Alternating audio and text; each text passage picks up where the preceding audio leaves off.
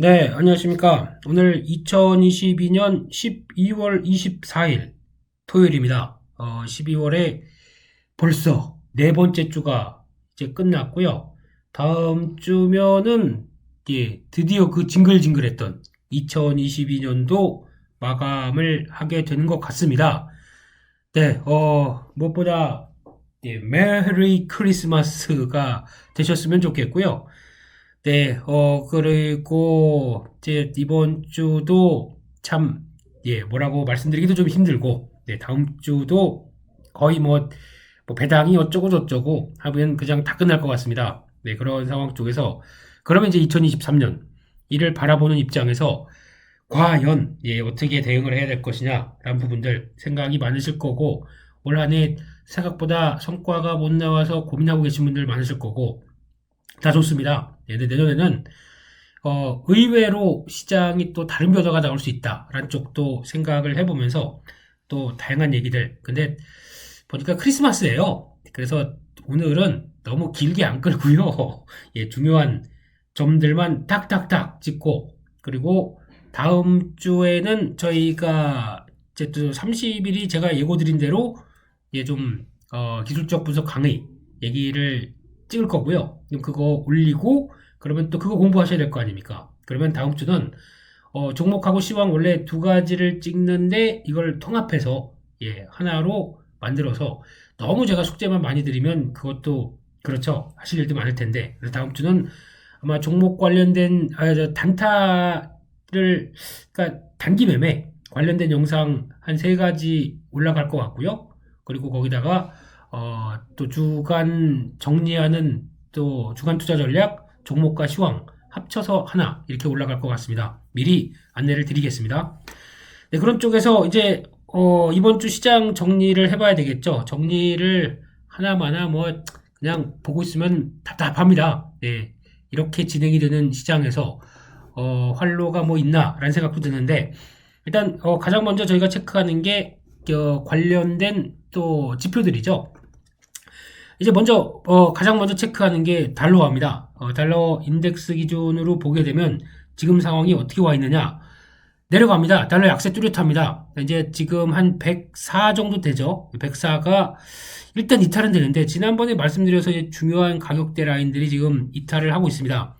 104, 한 100, 105는 이제 밀렸고 여기가 이제 확연하게 이탈이 돼야 됩니다. 근데 지금 패턴들 보게 되면 확연하진 않죠. 이렇게 내렸다가 올라갔다 왔다 갔다 왔다 갔다 하면서 이제 뭔가 좀 자리를 잡으려고 하는 이 정도면은 너무 많이 빠르게 움직였어 라고 하다 보니까 이렇게 되고 있는 현상 조금 그렇죠. 그럼 여기서 이제 중요한 거는 달러 일단 첫 번째 지금 달러가 약세로 간다라는 기조는 상대적인 통화다 보니까 다른 통화가 강세로 가야 됩니다. 그럼 유로와 강세 그리고 엔화 강세 이게 가장 중요하거든요. 근데 지금 지난번에 저희가 봤듯이 이 구성 항목들 보면은 이게 이제 명쾌하게 나옵니다. 지난번에 봤던 게 여기 있죠. 지금 보게 되면 유로가 57.6, 옌이 13.6 그러다 보니까 요 두 개만 합친다고 하더라도 거의 합치면은 6,070% 정도가 다 이게 그 상대적인 쪽에 영향을 미칩니다. 그 나머지가 파운드니까 이거 영국 쪽이라고 보게 되면 이것도 거의 단독적인 아니겠죠. 그럼 합치게 되면은 거의 80%. 그 나머지 캐나다 달러. 뭐 이렇게 되면은 거의 이제 80% 정도까지는 거의 유럽과 일본의 역할이 가장 중요하겠죠. 그렇게 되면은 지금 기준으로 보게 되면 첫 번째 유럽. 유럽은 지금 현재 지금 이번에도 50bp 했고 다음에도 더 강화시키겠다라고 나오고 있고 다음에는 얘는 한 3월부터는 지금 어떻게 나오냐면은 이제 양적 완화가 아니라 양적 긴축으로 들어가겠다라고 하는 긴축에 대한 의지가 상당히 커 있습니다. 그러면 해당 국가가 이렇게 금리 올리고 긴축한다 그러면은 유로화 강세 원인이겠죠. 이쪽이 나오고 있고 또 하나 요게 문제입니다. 일본. 이제 앞으로 여러 가지 변화가 나왔으면 일본발 뭐 어쩌고 저쩌고 거시기가 나올 것 같아요. 이게 지금 가장 핵심인 것 같은데 그렇다고 저희가 알 수가 있습니까? 모르죠. 근데 중요한 거는 지금 일본 같은 경우는 일단 지금 저희가 얘기하는 일드 커브라고 하는 이게 지금 쉽게 말씀드리면은 이 정도 이상으로는 가격을 그러니까 금리를 보게 되면 못 올려. 그걸 했던 게 0.25% 정도였습니다. 이상은 못 누르게 엄청 누르는 거죠. 그러니까 쉽게 말씀드리면은 갖다 자금을 못 올라오게 쏟아붓는 거죠. 예, 그렇게 되었는데 요 단위를 0.5로 벌려놨습니다. 그러면 0.25가 더 금리 인상을 한 거나 마찬가지입니다. 왜냐면 이 정도까지 용인해 줄게. 근데 플러스 마이너스다 보니까 마이너스도 같이 있겠죠. 근데 이거는 지금 뭐 해당이 안 되는 자리고요.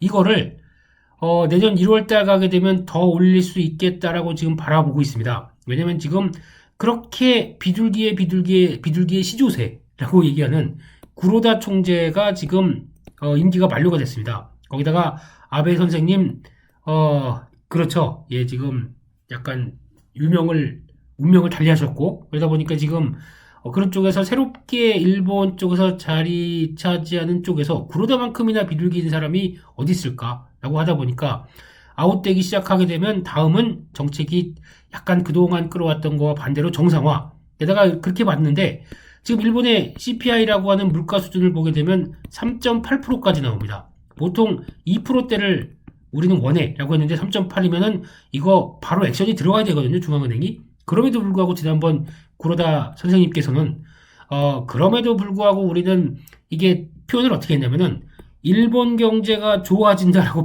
일본 경제가 나아진다라고 표현했습니다. 이게 맞는 얘기일까요?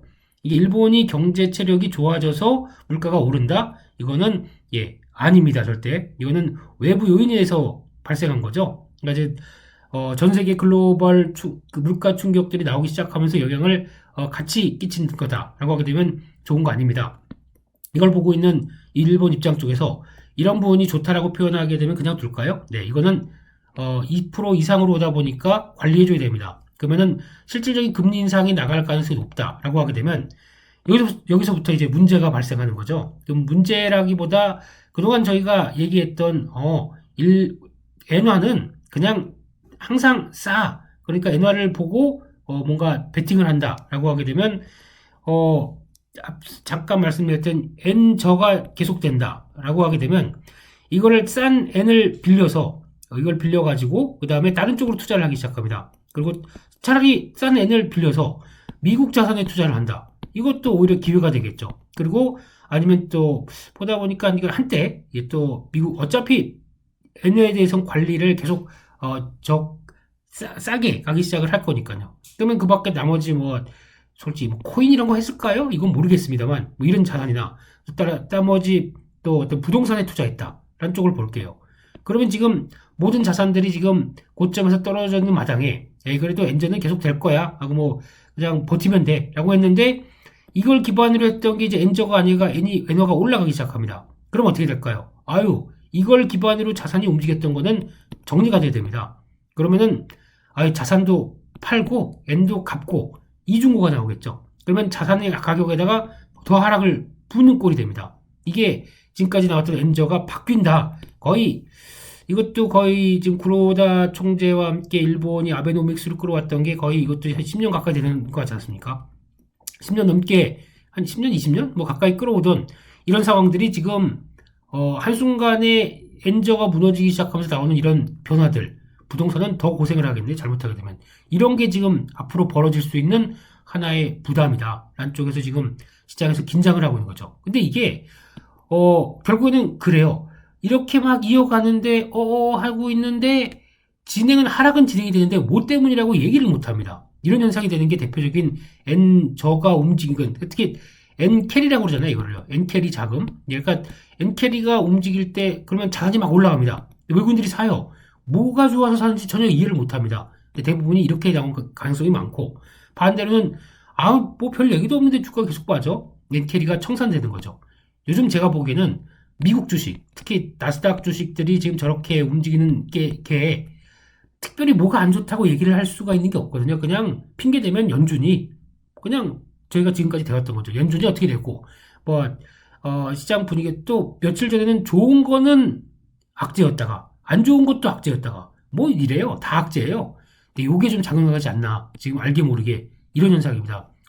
그러면 엔저 이제 깨질 것 같아. 엔저가 지금 볼까요? 지금 상황으로 일단 달러는 이런 상황으로 돼 있고 만약에 N고로 바뀌기 시작한다 그러면 이거 지금 막 지지하는 듯 했다가 또 어느 순간인가 갑자기 또 훅 하고 빠질 수가 있습니다. 그러니까 왔다 갔다 해서 지금 방향성을 타진해서 원래 이런 차트면은 돌아가야 되거든요. 이게 일반적인 상황이 됐어요. 급하게 내려왔고 거기서 이제 어느 정도 하방 압력 지지했고 그럼 돌아가야 되는데 이게 아닐 수가 있는 환경들이 지금 나오고 있는 거죠. 예, 특히 엔화가 또 유로화가 급등하게 돼버리면 그 유로화보다는 엔화가 제일 중요하겠죠. 그러면 이건 밑으로 다시 그 달러는 강세로 못 가고 약세로 갈 수밖에 없는 이제 상황들이 펼쳐지는 거죠. 한번 볼까요? 지금 유로 달러 같은 경우는 지금 기조로 보게 되면은 잠시만 예 여기서도 마찬가지로 한번 올라가고 지금 옆으로 횡보하고 있죠. 횡보하고 있는데 일반적인 경우라면 아유 못 가 그러면서 빠져야 되는데 안 빠지고 돌리는 모습들이 나온다. 그러니까 이제 뭐 패러티 이거 옛말이다.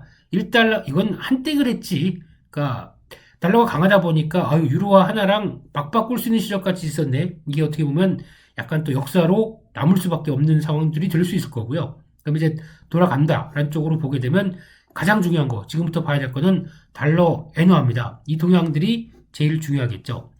지금 기조로 보게 되면 앞서 충격을 한번 크게 받았습니다. 지금 벌써 크게 받은 지가 지난번에 150엔이 여기죠. 이 정도 부분까지 한번 딱 들어왔고 이게 최정점이었죠. 그 뒤부터는 130엔까지 들어옵니다. 이게 얼마까지 갈까요? 근데 만약에 지금 또 하나 이제 다음 1월 달에 일본의 통화정책회의에서 또 0.5가 아니라 한 0. 일드 커브의 상한선을 0.75까지 벌린다. 그러면 이게 시장에 충격이 또 있겠죠. 그러니까 영국이나 다른 유럽 쪽과 또 다른 문제입니다. 이건요. 그렇게 되면은 이거 다시 한번 레벨 다운이 됩니다. 그래서 지금 얘기로는 120엔까지 와야 되지 않나라는 쪽인데 그러면 볼까요? 한때 달러가 강세가 됐다가 지금 130대 중반대 뭐 미치긴 하지만 그러면 벌써 한 지금 15% 가까이 10% 가까이 지금 그러니까 엔화 입장으로는 절상이 된 거죠. 또 여기서 만약 120으로 간다. 그러면 또 10% 이상 또 절상이 됩니다. 이렇게 되면은 순식간에 150대에 있던 게 120까지 그 약 한 20%가 갑자기 빠른 시일 안에 그것도 뭐 환율은 빠르게 움직이는 거 그렇게 썩 좋은 건 아닙니다. 이렇게 되면은 지금 이제 달러는 20% 가까이 빠르게 약세가 되는 거고 엔화는 20% 가까이 절상이 되는 거고 그러면 엔화가 싸지지 않았다는 얘기겠죠. 그럼 여기서 들어갔던 과거 이걸 한번 장기적으로 볼까요? 그럼 지금 수준이 어느 정도냐면은 과연 그러면 꾸준하게 엔화가 그나마 버티고 있었던 상황까지 본다라고 하게 되면 월봉으로 한번 볼까요? 네. 그러니까 계속 베팅을 들어간 거죠. 아우, 엔이 싸다라고 하면서 베팅이 들어갔던 게 저기까지 나오니까 괜찮아 괜찮아라고 했던 부분들이 지금 이렇게 나오죠. 네. 결국에는 지금 고점을 찍고 싸니까 괜찮아라고 했던 게 제자리로 돌아온다. 그러면 적어도 여기 있죠. 그 한때 이게 2015년도 1월달 그리고 2007년도 1월달 이 수준까지 만약에 깨고 내려오는 수치가 120입니다. 여기까지 내려오기 시작한다 그러면 과거에 2015년도요. 2007년도에 만약에 설정돼서 풍부하게 들어갔던 지금 엔화에 대한 관점들이 이게 지금 꺾이기 시작하면서 다 정리가 되기 시작할 수밖에 없다는 얘기겠죠. 새로운 영역이 아니라 그 영역대를 다시 밑으로 내려오다 보니까 그럼 이게 얼마가 들어갔고 얼마가 어떻게 이어졌는지 아직 잘 파악이 안 됩니다. 근데 그만큼 많이 영향을 끼쳤다고 하게 되면 이게 자산에 미치는 여파와 환율에 미치는 여파는 클 수 있다라고 보는 게 지금의 가려지지 않은 악재다라는 쪽으로 저는 해석을 하고 있어서 요거가 나오게 되면 아무래도 좀 걱정이 되고 있는 그런 상황이죠. 그래서 계속 또 부정적으로 보는데 시장은 워낙 지금 기대감이 없다 보니까 아예 그래라 별로 뭐 시장 지금 하락하는 거에 대해서 그냥 그런가 보다라고 하는데 이게 나오게 되면 다음 내년 초에 파장을 좀 크게 불러일으킬 수도 있다라는 쪽에서 약간 주의하자 이런 입장입니다. 그래서 그럼 달러 원은 좋습니다. 워낙 강세. 워낙 강세가 지금 이렇게 빠르게 들어오는데 이렇게 되면은 우리 좋은 거 아니야? 라고는 생각하지만 나쁜 건 아니죠. 솔직히 달러 강세보다 약세, 그러니까 한국 워낙 강세가 그래도 좀 반가운 건 사실입니다. 그런데 첫 번째, 왜 외국인들은 안 살까요? 이렇게 강한데 그러면 이러고 있다가 또 그러면 1200원 우리도 그러면은 약간 지금 같은 기준으로 한 10% 빠진다. 그러면은 100이 지금 이 상황이면은 한 지금 12원 그러면은 1200원이니까 1100원, 1200원대 무너지는 쪽? 이렇게로 나갈 수가 있을 텐데 왜 그러면 외국인들은 그걸 생각하고 한국 주식에 대해서 바이를 안 하고 있느냐? 이게 제일 가장 문제가 아닐까요? 그러면 두 번째는 환율이 자국 통화가 강세로 갈 때 이게 보통 보면은 몇 가지 요인들이 있죠. 근데 지금 단순하게 달러가 강해서 상대적인 관점으로 간다라고 하게 되면 이거는 뭐 그러면 달러를 보고 움직이는 이제 플레이하는 정도면은 들어올 수 있습니다. 근데 그렇게 무지막지하게 아니면 저희가 알고 있듯이 드디어 외국인 장세가 시작됐습니다라고 할 정도로 들어오는 건 아닙니다. 언제든지 빠져나오나 살짝 움직였다가 달러만 가지고 플레이를 하는 거죠. 두 번째, 강세가 되는 요인들 중에 하나가 자국이 너무 펀더멘탈이 뛰어나게 좋아서 그러면 이거는 이렇게 있으면 안 되지. 오히려 자국 통화가 강해야 되지라고 하게 되면 대표적으로 뭐 수출 국가는 수출이 잘 되던가 수출이 잘 되는데 초기에는 괜찮다가 이제 점점 수출이 잘 되니까 우리 국가 안으로 달러가 많이 들어오는 거잖아요. 그럼 달러는 가치 대비해서 많아지니까 자국 통화는 오히려 올라가는 거죠. 그렇게 되는 거겠죠. 그러니까 이렇게 되는가. 즉 펀더멘탈이 좋아서 상대적인 자국 통화가 강해진다. 그러면 외국인들이 오히려 적극적으로 사는 편이 높죠. 그렇게 되는 그러면 아무리 달러가 다시 올라간다고 하더라도 자국 통화가 거기서 약세로 가는 편이 작고 달러가 다시 약세로 가게 되면 자국 통화가 강세로 가는 측면들이 높고 이렇게 되는 거지 않습니까? 그렇게 되면 지금 한국의 입장으로는 이 우리나라에 대한 상황들이 좋을 것인가에 대한 의문들이 아직은 해결이 안 됐기 때문에 외국인들이 이렇게 강하게 들어오지 않는다라고 보는 게 더 맞다고 생각됩니다. 그게 좀 핵심이겠죠. 그래서 그러면 자국과 관련된 쪽에서 한국은 첫 번째로 이제 보면은 수출이겠죠. 수출 지금 계속 8% 10%씩 계속 작년 대비해서 줄고 있죠. 내년은 아직 답을 못 합니다. 반대로 내수를 부양하거나 아니면 정부가 내수 쪽에 어떤 강한 정책을 펴서 재정 정책을 계속 키워서 내수를 확보하기 위해서 할 것이냐. 지금 코로나 2년 기간 동안의 재정은 거의 파탄은 아니죠. 예. 많이 풀었습니다. 많이 풀고 그러다 보니까 재정을 지금 이 정부에서는 관리하겠다는 입장이다 보니까 재정을 키울 수 없습니다. 그러면 경기 부양책 뭐 의도적으로 할기가 많이 위축되겠죠. 내수 지금 가뜩이나 부동산 때문에 고민이 많고 개인적으로는 부동산 시장이 오랜만에 또 부동산 얘기를 하니까 좀 너무 빠르게 싣고 있어요. 그러니까 이게 왜 산이 깊으면 골이 깊다고 그러잖아요. 이게 거의 어떤 주식 시장만 그런 것 같은데 부동산 시장도 장난이 아닙니다. 왜냐면 그리고 또 올라갈 때 보면은 이게 올라갈 때 보통 호가 다 아시는 것처럼 호가가 올라가니까 옆 단지가 그렇게 비싸게 거래했는데 우리도 같이 동반적으로 그러니까 약 실거래가가 같이 움직이면서 이어갔던 부동산 강세가 아니라고 봐야겠죠. 그러니까 거래 없이 그러니까 저희가 보통 얘기하는 품절주가 움직이듯이 거래 몇 개 안 되면서 계속 호가가 위쪽으로 받치다 보니까 그 체결 안 시키고 그냥 위로 계속 가는 그런 주가의 형태 비슷하게 움직였던 게 이런 상황들이죠. 그러니까 어떻게 보면 버블이 맞았겠죠. 그런 상황에서 솔직히 지방에 계신 분들한테 이런 얘기 드리면 좀 죄송합니다만 지방의 32평 아파트가 한 10억이 넘어갔다라고 하는 이런 상황들 이걸 봤었을 때는 우리나라가 그러면 그렇게 내가 잘 사는 것 같이 보여졌고 와 우리나라가 그 정도야라고 이렇게 그 소득이 높아졌어라고 생각할 수 있는 국면들이 솔직히 아니었지 않습니까? 근데 좀 그것도 올라간 속도 보게 되면 너무 빨랐지 않습니까? 거기다가 이게 약간 좀 규제의 역설이죠. 이럴 때 규제를 하면 안 되거든요, 솔직히. 규제가 아니라 이럴 때는 그래, 니네가 어떻게 나오는 약간 이게 규제를 하다 보게 되면 더 심리가 이런 쪽으로 법을 만들 수밖에 없어요. 그러니까 이게 정부가 보통 제가 말씀드린 게 강한 정부의 역설이 여기서 나오는 거지 않습니까? 강한 정부가 모든 걸 다 할 수 있어. 그러면서 이런 거 규제한다. 이거 좋은 거 아니거든요. 그러면 후폭풍이 더 심해요. 차라리 그때 거래를 많이 하게 놔뒀으면은 알아서 시장이 보이지 않는 손에 의해서 정리되는 측면들이 많은데 이렇게 들어오기 시작하면 폭풍이 나오고 게다가 또 무슨 건강보험 쪽에서도 재정이 갑자기 확 뭐 이렇게 되고 하여튼간 좀 그때 어려운 측면들이 지금 이제 후폭풍이 나오는 게 좀 많이 보이죠. 네, 그래서 그때는 몰랐지만 지금 나와봤더니 이렇게 되더라. 그래서 이런 상황들. 결국에는 이 두 가지를 본다고 하더라도 한국에 대해서 통화가 강세로 가는 데 대한 자신감은 좀 떨어지는 게 맞지 않느냐라는 쪽에서 아마 이런 상황에서도 외국인들이 안 들어온다는 것 자체가 그럼 반대로는 더 고민스럽다라고 봐야 될 것 같습니다. 그래서 그 정도로 보시면서 지금은 환율은 워낙 강세로 가되, 근데 지금 계속 지켜봐야 됩니다. 외국인들이 그러면 지금 들어온다. 그러면은 뭐 당장 그러니까 어차피 지금은 또 안 살 거 아니에요. 뭐 개인들 양도세 부과세, 양도세 기준 넘는 물량들 나오는 거 보게 되면 지금은 안 사거나 아니면 막바지에 사거나. 근데 솔직히 이런 때 사죠.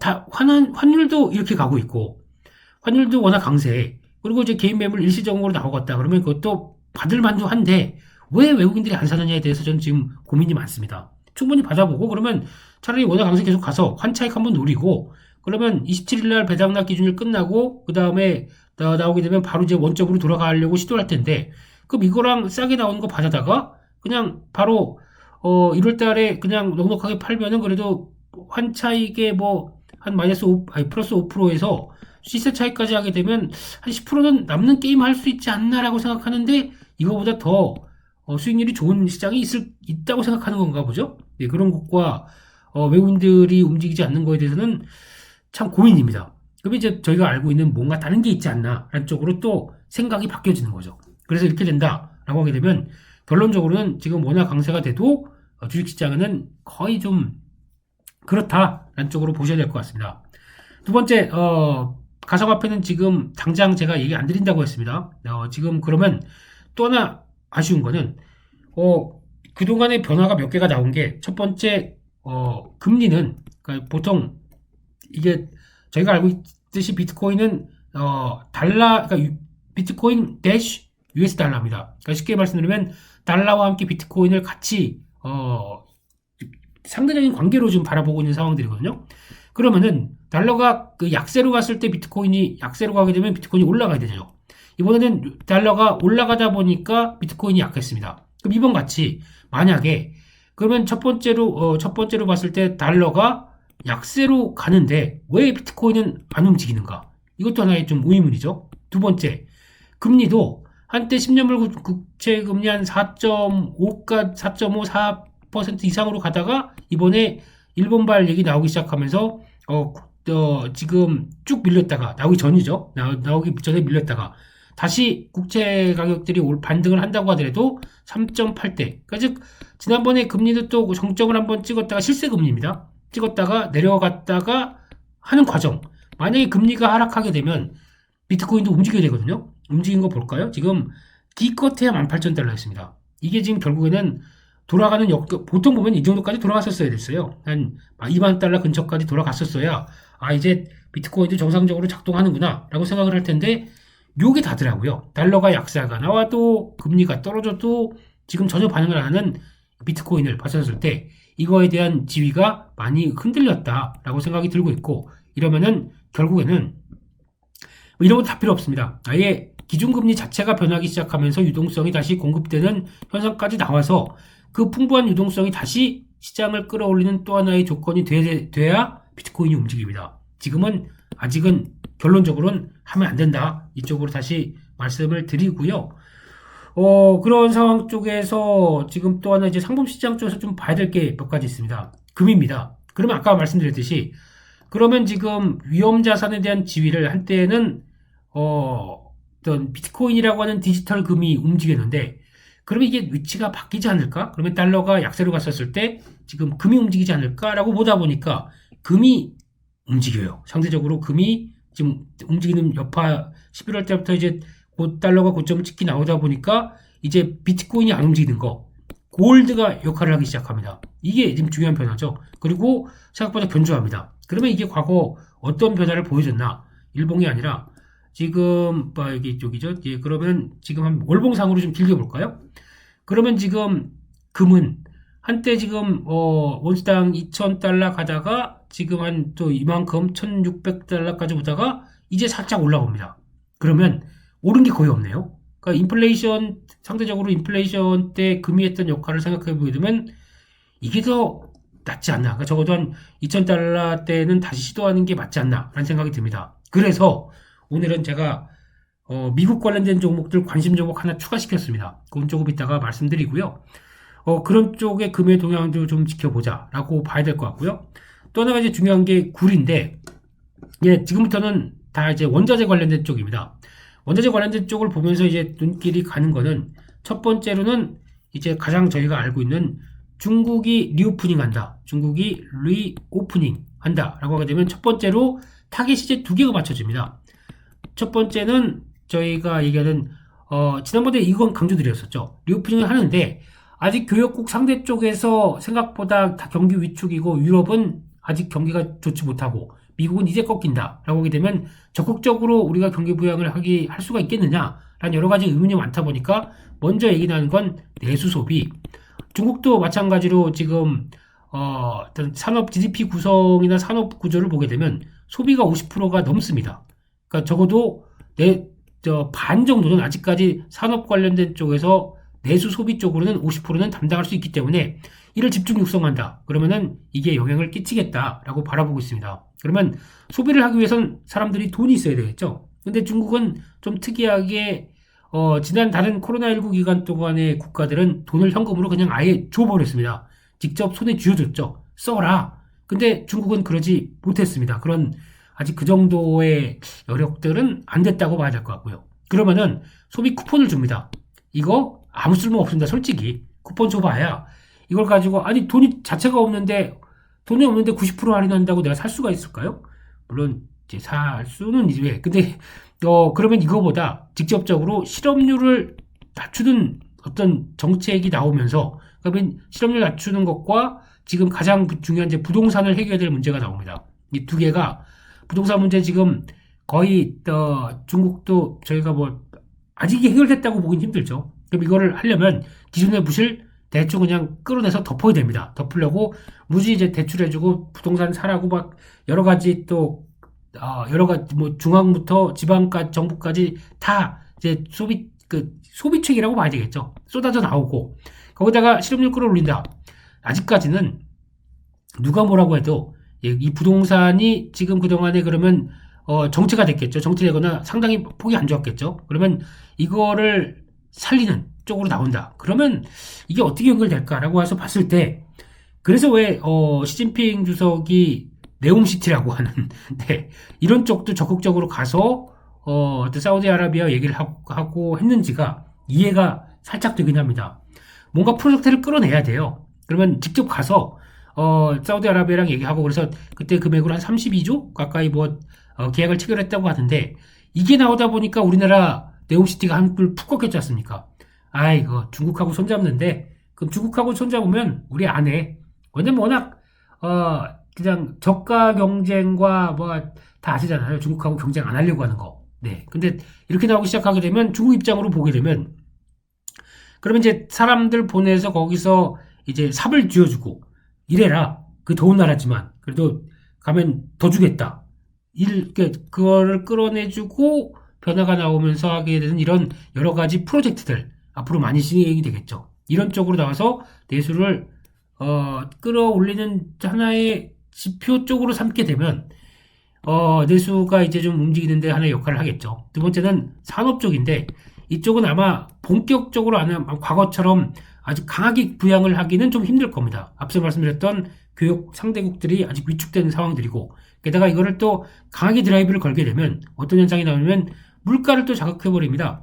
가뜩이나 물가 환율을 또 자극해버리는데 그러면 자극할 정도로 위안화를 약세로 가져갈 수 있겠느냐 이것도 일단 물론 문제긴 한데 또 하나 문제는 그럼 과거처럼 중국산을 글로벌에서 막 잘 받아주면서 웰컴 메이드 인 차이나 이거 지금 공급망 재편되기 시작하면서 안 나오고 있다는 얘기죠. 이게 좀 위축됐고 그러다 보니까 중국이 너무 위축된 상황 쪽에서 돌아가긴 하겠는데 예전 수준만큼 돌아가는 게 아니라 예전에 한 50% 이상 정도만 돌리려고라도 노력하겠죠. 그럼에도 불구하고 이런 현상이 나오게 되면 일단 관련된 쪽에 대표적으로 원자재 이런 것들은 움직임이 나오기 시작하겠죠. 수요가 늘어나다 보니까 대표적으로 유가 이제 $80입니다. 네, 강조드렸죠. 유가 쉽게 안 빠진다고. 그런데 유가 관련주는 다 빠져 있습니다. 왜 그럴까요? 이거는 이따가 말씀드리겠습니다. 네. 대한민국이라서 그래, 대한민국이라서. 아이고, 답답해라. 예, 그렇습니다. 근데 이런 종양들, 이게 움직이기 시작하게 되면 플러스 알파가 더 들어오지 않습니까? 달러 약세. 달러 약세가 같이 연관되면서 원자재 수요 늘어나고 유가가 올라가고 하는 유가 또 수요도 받쳐주는 거죠. 달러가 약하면은 같은 금액 가지고 더 많이 살 수 있지 않습니까? 그게 그래서 유가가 강세인 측면들이 가장 기본적으로 해석하는 거고 거기다가 수요는 중국 쪽에서 변화가 나올 것이다 이렇게 나오게 되면 이쪽은 다 영향을 받는다라는 쪽으로 확인을 해야 될 것 같습니다. 그래서 그렇게 나오게 되면 이런 쪽으로 나왔을 때 저희가 체크하는 게 있잖아요. 원자재 관련된 쪽은 대표적으로 철강주죠. 예, 그리고 비금속 관련된 쪽, 지금 보시는 이제 구리 관련된 쪽, 구리 쪽은 가격이 올라간다 그러면 저희가 알고 있는 이구산업, 대창 이런 것뿐만 아니라 전선주 이런 쪽 다 영향을 끼치겠죠. 그래서 이런 것도 움직이는지에 대한 흐름들 이런 거 다 떠나서 BDI 지수가 움직이다 보니까 거기서 나오는 페노션 이 벌크선 쪽, 페노션 대한해운 이런 것 쪽. 근데 대한해운은 모르겠습니다. 페노션만 집중해야 될 것 같고. 그러니까 또 유가가 움직이게 되면 유가 관련주들 이것도 같이 보면서 대가는 게 맞는데 그렇습니다. 그러니까 이게 지금 이렇게 나오는 상황들이 좀 더 이어질지 아니면 지금 말씀드린 거 다 무너뜨리고 진짜 원점으로 돌릴 수 있는 건 딱 하나 있습니다. 그게 뭐냐? 리오프닝을 못하는 거죠. 왜 못하느냐? 변이 바이러스. 이게 나오기 시작하게 되면 또 상당히 골치 아파집니다. 우리나라도 그렇고 전 세계도 그렇고 또 중국발 또 새로운 변이 바이러스가 지금 BA 시리즈인가 그렇잖아요. 이게 지금 몸이 기억하고 싶지도 않은데 기억이 돼요. BA8 이게 되고 있는데 이번에 PS인가 BP S인가 하여튼 갑자기 입이 혀가 검어지고 피부가 검게 변하고 이런 또 바이러스 계열의 코로나가 또 지금 보고가 됐다는 쪽은 나오는데 아직 우세종이나 그런 쪽으로 나오지는 않겠는데 이런 게 또 다시 들어오게 되면 지금 말씀드렸던 이거 다 원점 다시 돌아갑니다. 다시 코로나19 쪽에 방역을 키우는 걸로 들어가겠죠. 그러면 이게 대세나 아니면 또 이거를 잘 또 확인할 수 있는 게 WHO의 또 그 사무총장님 갑자기 나오셔서 잠깐만 중국에서 좀 심각하다. 이거 새로운 변이 바이러스로 인정을 한다. 단 오미크론의 하위 쪽이 아니라 새로운 종이다. 라고 얘기하게 되면 지금 저희가 알고 있는 리오프닝 쪽 싹 던져야 됩니다. 이거는 또 고생합니다. 저희가. 그러면 알고 있는 항공, 여행, 주르륵 있죠? 이런 것들 다 던지고 차라리 또 비대면 온라인 이쪽 또 백신 알지 않습니까? 또 비대면 회의, 교육 이런 쪽으로 또 다 같이 움직일 수가 있죠. 근데 그거는 아이고 끝나지도 않는 상황이네요. 그렇게 봐야 될 것 같습니다. 그 정도까지 보고 일단 또 그거는 미리 염두는 하자라는 쪽으로 봐야 될 것 같고요. 유가입니다. 유가는 지금 동향 보게 되면 그나마 지금 이때가 조금 그랬어요. 70달러 때까지 갈 때 와 이거 좀 심한데? 라고 했다가 살짝 돌았다가 움직일 때 지금 자리는 이제 돌리는 거 맞겠죠. 예, 그래서 이제 지금 자리면은 저점 한번 위협했다가 돌아가는 이런 상황들 보게 되면 잘못하게 되면 내년 1월 달이 또 어떤 변화가 나오냐면 지금부터도 마찬가지겠지만 미국의 그 비축유 이거를 빼먹었던 거를 지금 다시 채우려고 할 수가 있습니다. 그게 빠지면서 나왔던 구간들이 아마 지금 본격적으로 나와서 지금 하반기 나왔었잖아요. 그럼 그때 나왔던 구간이 96, 100달러 이때부터 영향을 끼치기 시작한 거거든요. 그러면 그게 다시 채워놓는다.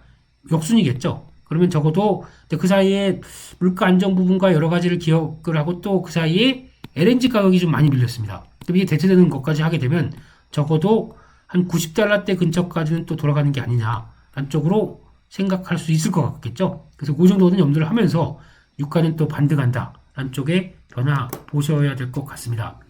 또나 그러면 체크하는 것 중에 하나가 요건데요.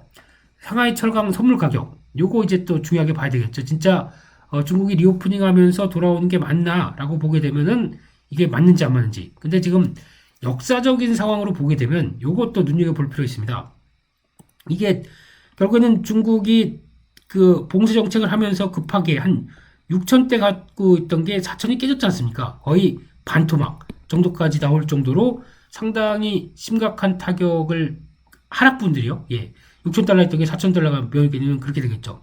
그럼 4,000달러에서 이게 그러면 봉쇄 조치 전에, 그러니까 어떤 경기 위축에도 불구하고 봉쇄 조치 위쪽으로 가기 시작한다라고 하게 되면 최소 4,300달러 쪽은 가져야 돼요. 기술적 분석하에. 그렇게 되고 5,000달러는 모르겠지만 이렇게 나오는 게, 그러면 꾸준히 이렇게 하면서 움직임이 나와서 여기서 움직임이 나오는 거 보고 이제 보통 보면 1월 달에서 3월 달 이제 거의 확진자 수 거의 이제 마무리 짓고 4월 달부터 본격적으로 간다. 그러면 이 상태에서 이제 위쪽으로 가기 시작하겠죠. 이게 확인되는 게 철강 쪽에서는 중요한 변화고, 그러면 이때 나오기 시작한다. 뭘 해야 됩니까? 첫 번째로는 철강주 관련된 쪽. 포스코홀딩스가 그나마 제일 낫다고 보는데 이거 사는 게 맞을 것 같아요. 거기다가 리튬 얘기도 있다 보니까 움직이게 되면 이거, 아니면은 현대제철보다 제 개인적으로는 동국제강이 나을 것 같습니다. 왜냐면은 현대제철은 뭐 물론 비슷할 거예요. 움직임 나오게 되면. 근데 현대제철은 약간 자동차 쪽에 대한 비중, 현대차 그룹에 대한 쪽이 많다 보니까 자동차가 살아나야 되겠죠. 근데 그거 못 살아나게 되면 모멘텀이 좀 약합니다. 오히려 동국제강이 난 경우가 더 많아요. 물론 안에 아비언, 열연, 냉연에 따라서 뭐 이거 다 체크하게 되면 아이쿠, 그건 또 좀 공부를 더 해야 되겠지만 아직까지는 그런 정도로 보시면서 내년에 대한 동향들, 중국에 리포팅 한다, 저희가 알고 있는 내수 소비 외에 이런 쪽도 움직일 수 있다, 이런 쪽으로 보셔야 될 것 같습니다. 여기까지 했고요. 또 시장 위험지표 쪽을 또 한번 체크를 해보게 되면은 의외로 뭐 공포와 탐욕 지수가 맞는다라고 하시는 분들도 있어서 한번 비교를 해볼까요? 그럼 지난번에 저희가 이제 추세상으로 보게 됐을 때랑 지금 현재랑 좀 다르긴 한데, 지금 보면은 이거 한번 볼까요? 지금 거의 단계가 피어로 들어와 있네요. 네, 지난번에 보니까 뉴트럴 여기서 왔다 갔다 여기 정도까지 왔다가 여기까지 내려오는데 그렇게 얼마 안 걸립니다. 이 상황으로 와 있고, 중립 쪽으로 왔다가 다시 뭐 이건 뭐 그냥 분석은 안 하겠습니다. 그냥 그런가 보다. 지금은 시장이 많이 밀렸다는 거를 다시 최근에 밀렸다는 거를 반영하고 있구나 정도로 봐야 될 것 같고요.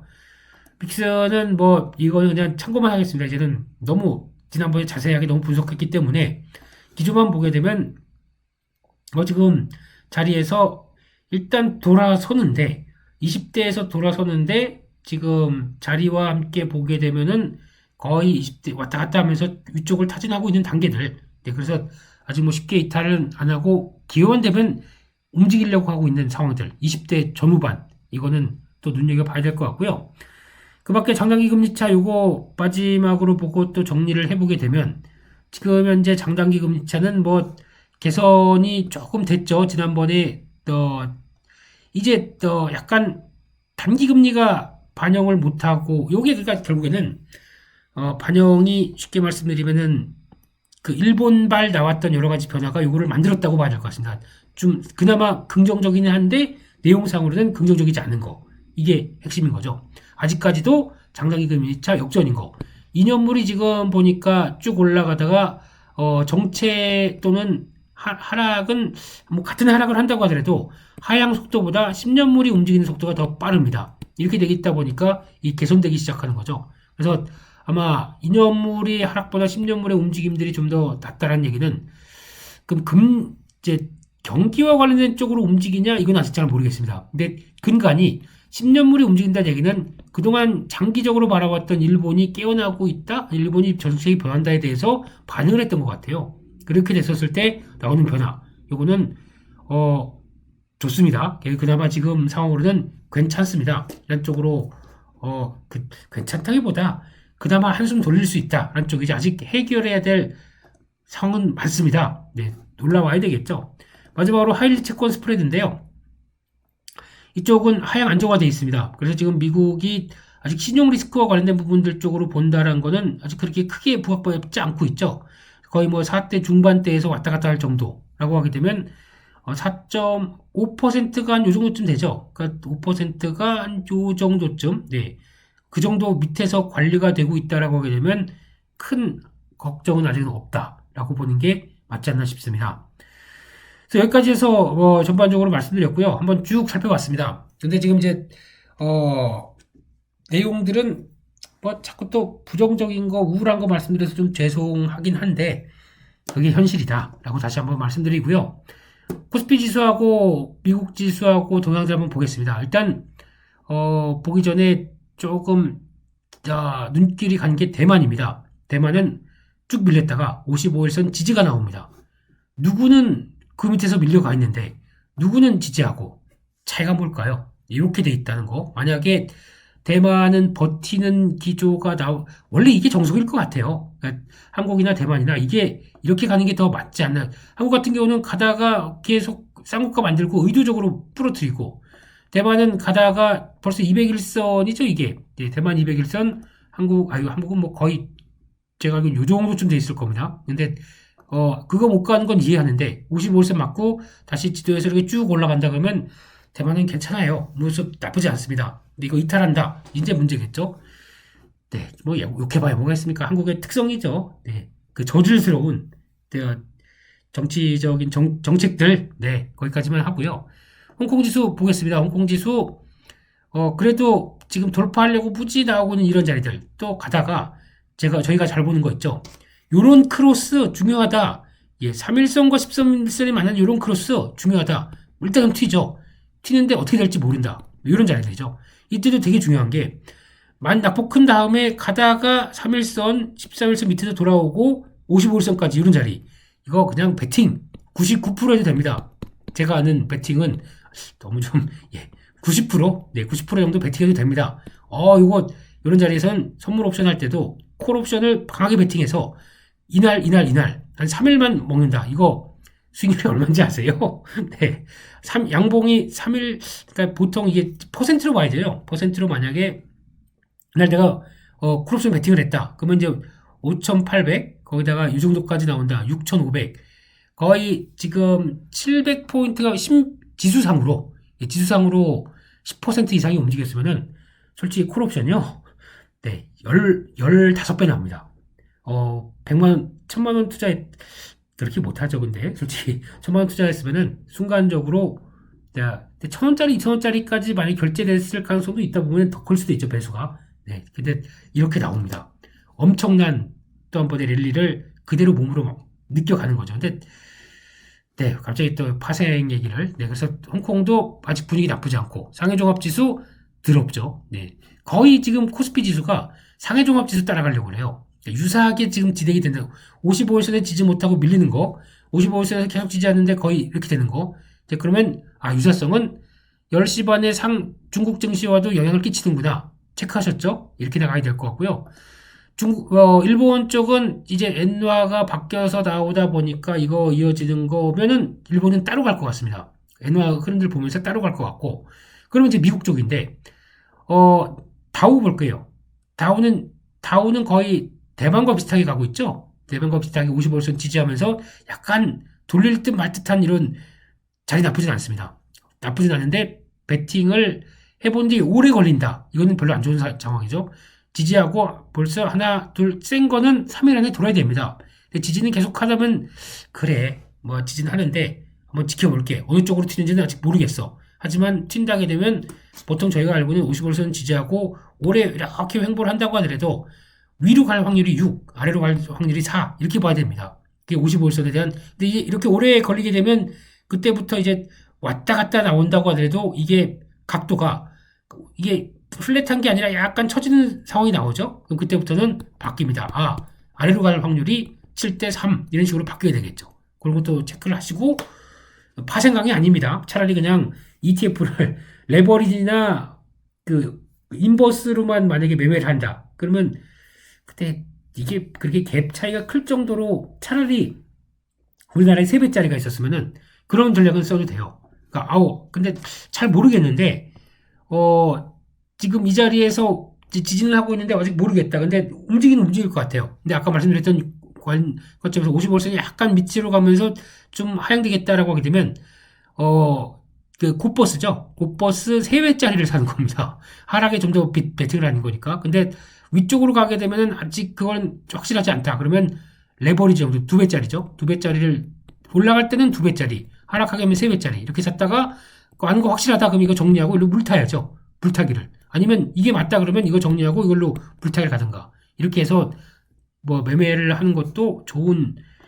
좋은데, 그럴 거면 파생을 해야죠. 네, 근데 그런 쪽도 지금 보이고 있다. 하지만 S&P 500, 약간, 어떻게 보면 S&P 500이랑 또 코스피 지수랑 비슷하네요. 고점 만들고, 거기서 이탈해서 55일선 지지하는 듯 했다가 지금 밀리는 자리. 거의 그렇죠. 거의 비슷하게 나오고 있고, 이쪽도 S&P 500도 이탈하다가 리바운딩은 갑니다. 55일선 딱 막히다 보니까, 아이고, 깨갱, 이렇게 나오죠.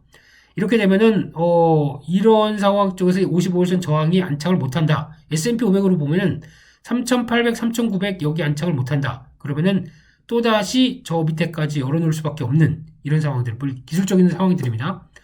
나스닥은 더 안 좋죠. 55일선에서 밀려서 지금 추세라고 하는 이 분홍색 선에서 여기서 지지를 하는 듯 하다가 거기 지지대에서 55일선까지 오지도 못해요. S&P 500은 왔는데. 그러니까 즉 가장 취약한 순서가 나스닥, S&P 500, 다우. 그나마 다우가 제일 나은 거죠. 이렇게 되면은 그렇게 진행이 되고 있다.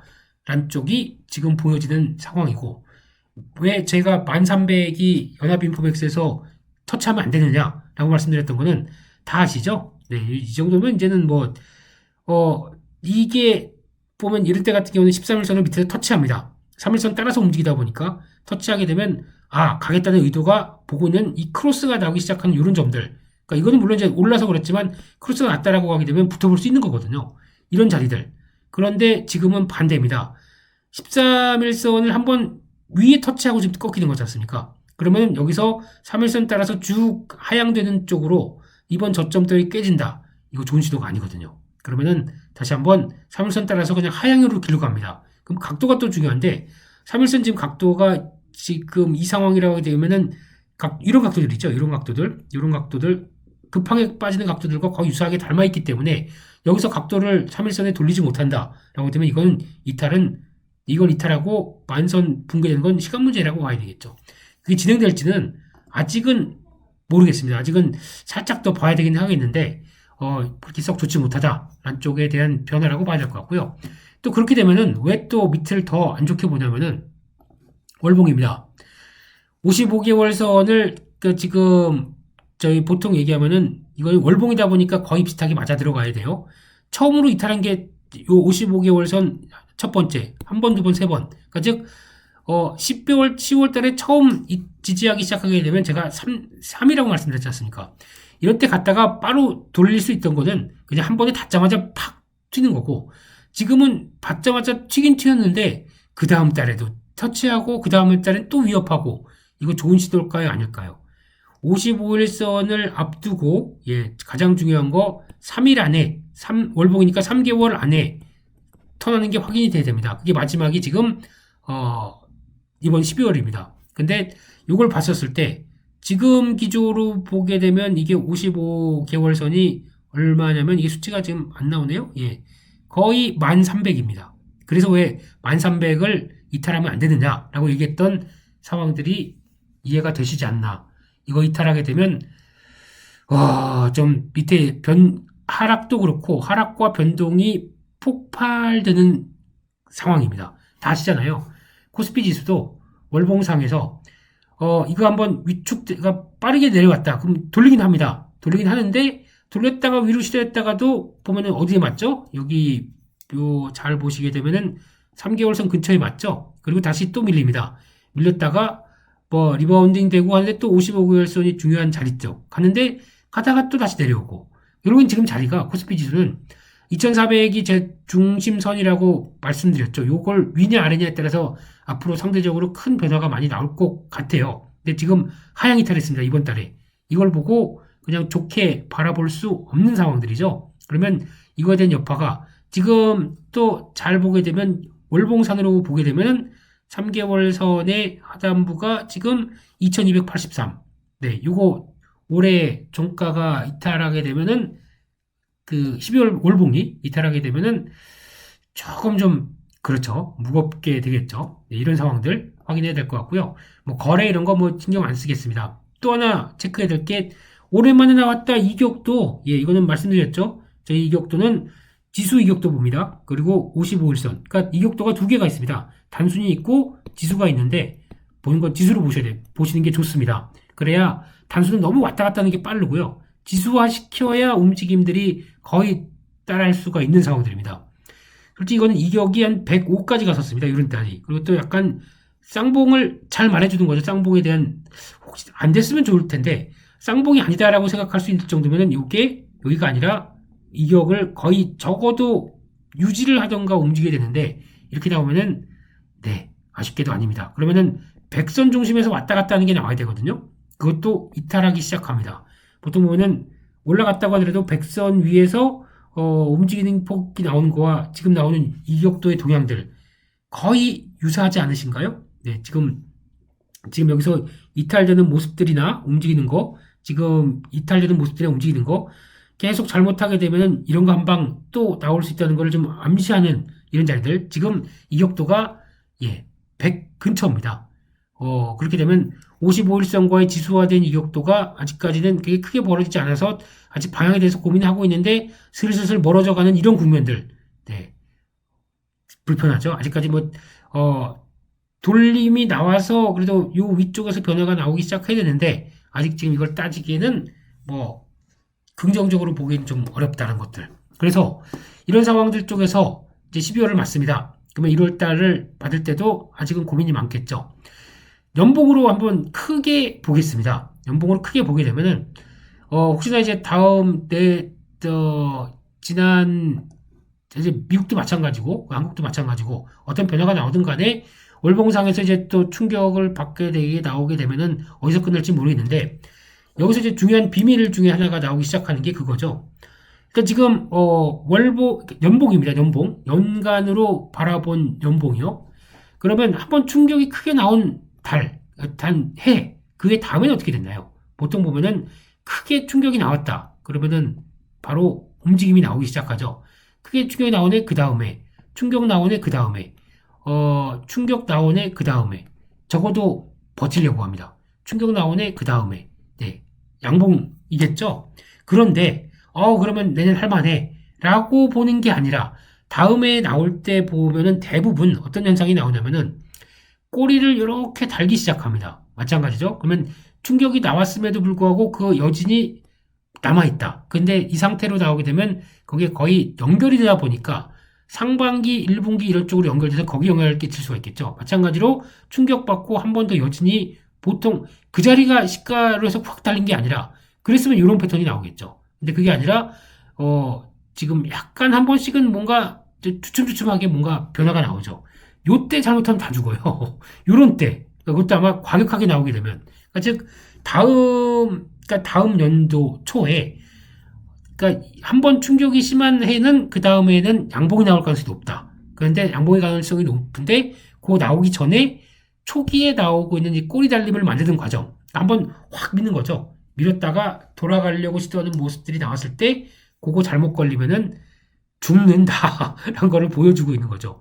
가장 좋은 케이스가 이런 때예요. 2008년도 금융위기 나온 다음에 이제 빠르게 넉넉하게 돌아가는 2009년도의 모습들. 이때와 금리 조건과 여러 가지를 보게 되면 차이가 엄청나게 많죠. 그렇기 때문에 그걸 기대하기는 힘들 것 같고 하게 되면 제가 본 이런 정도. 그러면 저보고 내년에 봉을 그리라 라고 하게 되면 그거죠.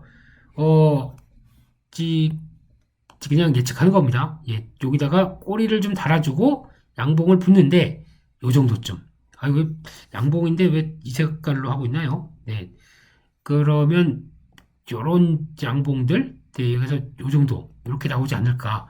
이거 근데 이런 패턴 보게 되면 절반으로는 못 들어갈 것 같고 그러면 한 이제 예측까지 하라고 하시게 되면 700, 800 이런 정도쯤이 또 7, 800쯤이 돌아가면서 변화를 나오지 않나. 그 다음 연도는 모르겠습니다. 그 다음 연도는 이렇게 나오든 이렇게 나오든 그때 가봐야 될 것 같고요. 이런 쪽으로 해서 한번 연봉이 나오게 되면 그나마 좀 숨통이 트이는 게 아닐까라는 쪽으로 바라보고 있는데 그랬으면 좋겠고요. 올해 이게 뭡니까? 이날 보면은 이 2008년도 금융위기에 2008년도 금융위기에 시가가 이때 비해서 1900 대비해서 저가가 53% 하락했네요. 그거에 말먹을 만한 강한 지금 종가로는 40% 하락했고요. 이때 보게 되면 지금 저가 쪽가는 28%, 종가는 22%. 네. 오랜만에 근데 고점에서 떨어지다 보니까 오랜만에 나오는 현상이고 이거를 2021년도 고점과 같이 생각한다. 만만치 않죠. 3,300 있던 게 2,100까지 왔으면 거의 이때랑 그러니까 고점에서 고점을 연결하게 되면 거의 비슷합니다. 50%대 정도 하락한 수치가. 그만큼 2008년도 금융위기만큼 지금 버블이 컸다는 거에 대한 반증, 그리고 또 버블과 함께 찾아온 경기 침체에 대한 반증, 이게 지금 다 주가에 녹였다고 봐야 되겠죠. 그래서 결론적으로는 제가 보기 시장에서는 그런 우려감들은 많이 반영이 돼 있어요. 어느 정도. 그러다 보니까 어제 시장을 보면서 그래도 장기 계좌는 준비를 해야겠구나. 예. 그러니까 경기 침체에 대한 공포나 우려감들은 어느 정도 주가에 반영이 돼 있는데 그보다 구조적인 문제들이 있죠. 앞서 말씀드렸던 환율이 일본의 환율이 변하면서 나오는 어떤 이런 거는 뭐 기술적 분석이나 아니면 뭐 경기 침체나 어떤 경제학적으로 설명할 수 없는 거지 않습니까? 그냥 우리 정리해야 돼. 할 수밖에 없어. 환율이 저런데 뭐 라고 하는 물량들이 나오면서 여파가 나오게 되면 그거는 어떻게 될 수는 없는 거겠죠. 그렇기 때문에 그런 거 가지고는 좀 봐야 될 측면들이 더 있다라는 거를 생각을 해야 될 것 같고요. 그렇습니다. 그래서 그렇게 바라보고 있는 상황들 쪽에서 지금 또 하나 체크할 다 했죠. 예, 그래서 기술적인 분석을 거기까지 한번 보고요. 그러고 체크할 것 중에 하나가 이제 미국 증시 관련된 쪽에서 근데 일단 미국 증시는 관심주로만 넣어놓을게요. 제가 환율이 불안해서 지금 상황에서 주식을 사게 되면 주식은 뭐 2% 올라가는 5% 올라가는데 환율이 10% 빠져가지고 재미가 없을 수가 있다. 관망이다. 그래도 종목을 하나 보자라고 하는 종목이 베리 골드. 아까 잠깐 이거는 키워드 자체도 골드예요. 아유 좋죠. 네, 골드입니다. 티커가 골드입니다. 그래서 베리 골드. 네, 이 회사는 캐나다 쪽을 중점으로 해서 미국까지 연결된 광산 운영업체입니다. 금광산이요. 네, 그러다 보니까 이제 주봉으로 보게 되면 근데 그렇게 강하게 움직이는 종목은 아니에요. 그러니까 월봉을 본다고 하더라도 뭐 대박을 난다 한 쪽이 아니라 많이 가도 30달러, 네, 많이 밀리게 되면 한 15달러 요 정도 움직입니다. 근데 좀 묵직하게 움직이는 거죠. 근데 이게 금 가격이 턴하다 보니까 영향을 끼치게 되면 이런 자리 쪽에서는 한번 봐도 되겠다라고 얼핏 지나가다가 보니까 확인이 돼서 묵직하게 움직이죠. 그래서 차라리 또 이런 거 움직여서 박스권 하단부나 16.5달러 아니면 뭐 16달러 55일선 쭉 올라오는 거 확인되면서 이런 쪽에서는 한번 봐도 되겠다.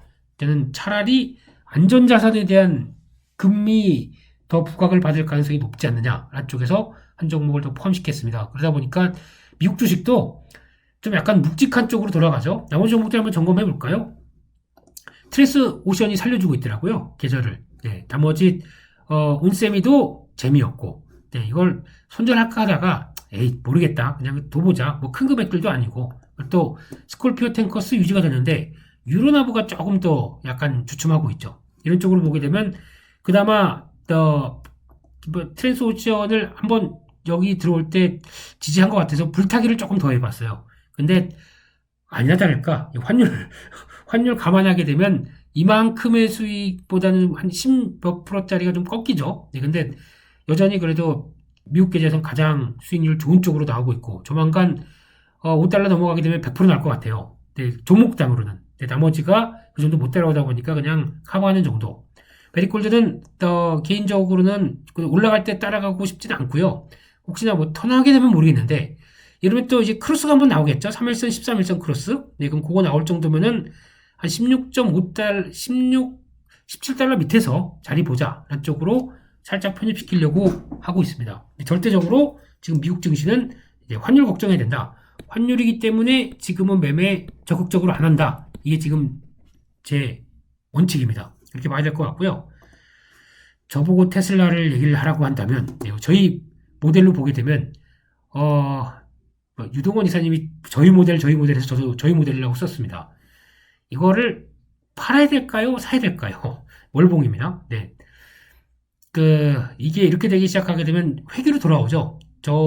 제가 보기에는 한 150달러 때까지 돌아오는 게 더 빠를 것 같아요. 그냥 그렇게 바라보고 있습니다. 한 이 정도면은 저는 사도 된다. 지금 엔빌로프를 만약에 그려봤으면은 대충 봐도 보입니다.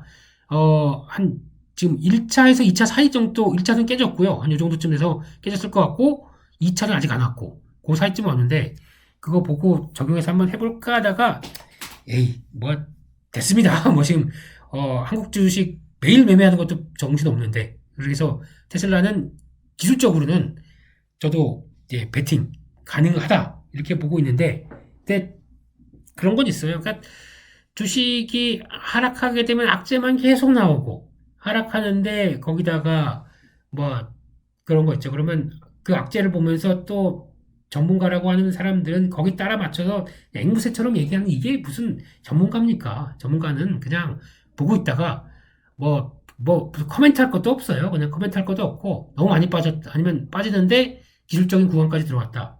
그러면 액션으로 보여주고 그래서 수익 내고 하는 게 전문가겠지만 네. 안 좋으면 브랜드 가치가 어쨌든 네. 언제는 또 테슬라의 브랜드 가치를 통해서 그만하겠습니다. 네. 왔다 갔다 하는 거죠. 네. 그렇게 봐야 될 것 같고요. 그래서 지금 그 정도까지 해서 말씀드렸고, 결국에는 정리를 해보게 되면, 여전히 지금 주식 비중 60%, 40%이 정도로 지금 얘기를 드리고 있는데, 지금 관건은, 그러니까 가장 좋은, 이따가도 한 번 더 강조를 드리겠습니다만, 지금 가장 좋은 전략은 50대 50, 딱 맞춰놓고, 주식 50대 50, 이거 못 팔아. 이건 아니야. 이건 그냥 저희 그동안 섹터를 갖고 있던 거 쭉 있고, 이건 갖고 있어. 근데 현금 50%딱 두고, 다 그거 하는 겁니다. 제가 단기 관련 종목들 이번에 좀 많이 보내드렸죠. 혹시나 연금 비중이 있는데 짧게 대응하시라고. 근데 짧게 대응하는 거는 말 그대로 짧게 합니다.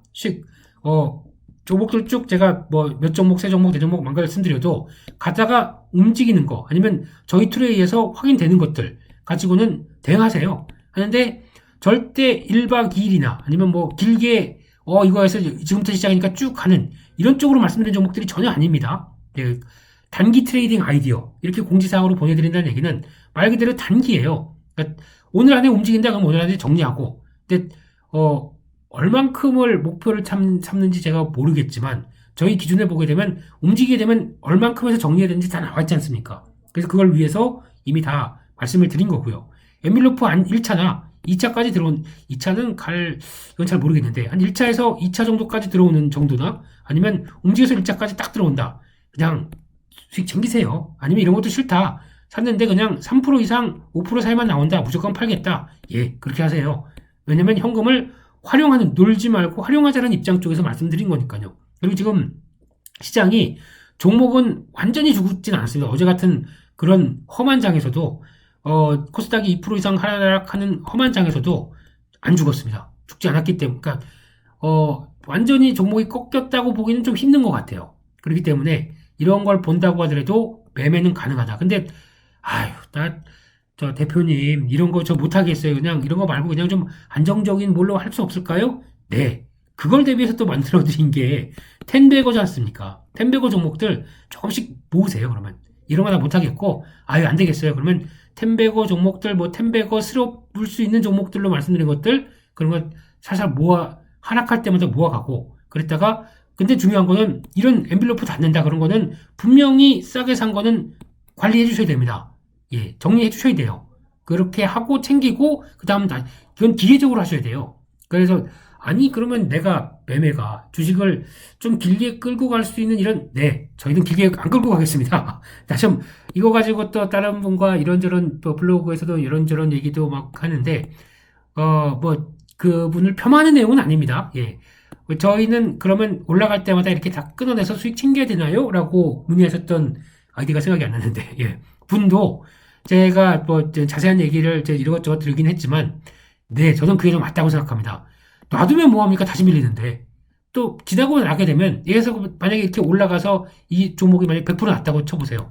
이렇게 올라갈 확률이, 높았으면 좋겠는데, 이렇게 올라갈 확률보다 챙겼다가 눌렸다가 또다시 산든가, 아니면 챙기고 다음에 보고 해서 100% 올라가는 종목을 잡아가지고 수익 크게 나는 확률과 챙겼다가 이거 빠르게 또 챙기고 해서 이렇게 다양하게 많이 하는 확률과 어떤 확률을 더 노리고 싶으시겠습니까? 이거 제가 보기에는 1%, 2%밖에 안 돼요, 확률이. 이쪽은 오히려 70% 이상이 됩니다. 이렇게 챙겨가서 내릴 수 있는 확률. 어떤 걸 노리시겠습니까? 네. 저는 해보니까 이게 맞더라. 그리고 푼돈인 것 같으시죠? 네. 원래 이제 부자들은 다 푼돈에서 시작했습니다. 네. 푼돈 모아서 큰 돈 쭉쭉쭉 매일 그러면 볼게요. 저희 만약에 이 툴을 통해서 매일 1, 2%만 수익을 낸다. 네. 그러면 1,000만 원이 깨면 10만 원이겠죠? 그러면 그냥 단순 계산으로 본다고 하더라도 20일이면 1,200입니다. 근데 그 다음 달 가게 되면 1,200이 아니죠. 1,320 플러스 알파, 복리 효과 때문에 조금씩 더 늘어나는 것 때문에 그렇게 될 수밖에 없겠죠. 그렇기 때문에, 이런 효과를 생각한다고 하더라도 조금씩 쌓아가는 게 얼마나 무서운 효과를 가져오는지 안 해보셔도 모르는 거고요. 그러니까 매매하다 보니까 거기 정신팔려서 요거는 항상 요만큼 사야지 요만큼 사야지 하다 보니까 한 달 끝나고 났더니 이만큼 돈이 벌었네? 좀 더 열심히 해야지. 그 다음 달 갚았더니 생각보다 더 많이 벌었네? 이게 되는 게 이 효과라고 저는 믿고 해본 결과로 하고 있습니다. 네, 이게 그러다 보니까 네, 그런 상황이고요. 참고로 올해는 제가 수익률 공개를 안 하겠습니다. 네, 괜히 그거는 작년에는 했는데 올해는 안 하겠습니다. 그냥 말로 하게 되면 말로 말씀드리고 아니면 뭐 그냥 지나가는 말투로만 툭 던지고 그냥 넘어가겠습니다. 뭐 장 안 좋은데 뭐 꼭 자랑하는 것처럼 들릴까봐 이제 그런 건 아니고요. 예, 단기 그리고 또 하나 보니까 수익률이 그 딸 유학 보낸다고 자금을 뺐다가 다시 넣고 한 출금이 작년에는 입출금이 거의 한 번도 없었거든요. 근데 올해는 뭐 왔다 갔다 들어갔다가 다시 또 자금 넣고 뭐 하는 게 서너 번이 움직이다 보니까 제가 알고 있는 수익률과 또 틀려요. 그렇게 나오더라고요. 그래서 뭐 그것도 그렇고 뭐 예, 그렇습니다. 그래서 그거는 나중에 다음 시간이겠네요. 다음 시간에 한번 말씀드리도록 하고요.